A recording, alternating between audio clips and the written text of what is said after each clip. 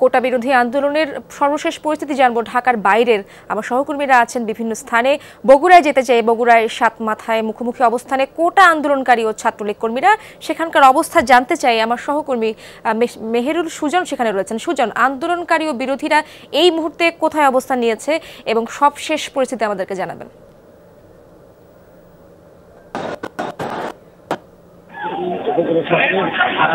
Central point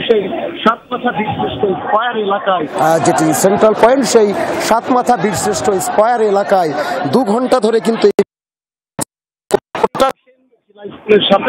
তারা তাদের কর্মসূচি পালনের সময় তারা যে অভিযোগ করেছেন যে ছাত্রলীগের নেতা কর্মীরা তারা তাদের উপরে ককটেল হামলা চালিয়েছে এবং সেই ককটেল হামলা চালানোর পরপরই কিন্তু তারা কোটা আন্দোলনের সঙ্গে কোটা সংস্কার আন্দোলনের সঙ্গে যুক্ত তারা কিন্তু বিক্ষুব্ধ হয়ে ওঠেন এবং ছাত্রলীগের নেতা কর্মী এবং কোটা সংস্কার আন্দোলনের পক্ষে যে শিক্ষার্থীরা রয়েছেন তাদের মধ্যে ধাওয়া পাল্টা দেওয়া শুরু হয় এবং এক পর্যায়ে পুরো সাতমাথা কিন্তু রণক্ষেত্রে পরিণত হয়।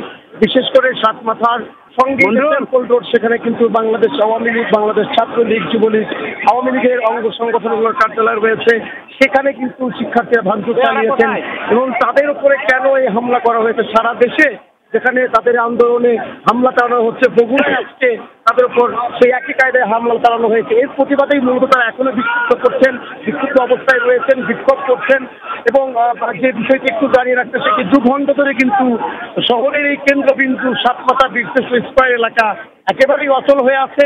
বগুড়া শহরের কোনো প্রান্ত থেকে আসলে কোনো যানবাহন সাতমাথা হয়ে কোনো দিকে যাওয়ার কোনো সুযোগ নেই। 2 ঘন্টা ধরেই কিন্তু এই পরিস্থিতি এখানে চলছে। বুঝতেই পারছি সুজন, আপনাকে অনেক ধন্যবাদ। বিশৃঙ্খলা হচ্ছে সেখানে আমরা দেখতেও পাচ্ছি।